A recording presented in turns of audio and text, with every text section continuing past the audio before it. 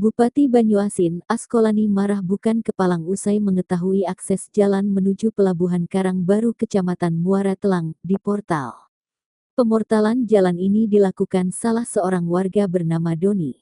Upaya untuk meminta membuka portal pun ditolak lantaran warga yang diutus untuk menjaga portal mengaku hanya akan mengikuti perintah Doni.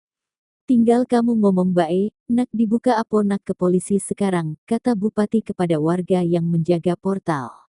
Emosi Bupati kian menjadi usai dirinya mengkonfirmasi langsung ke BPN Banyuasin terkait klaim sertifikat yang dimaksud.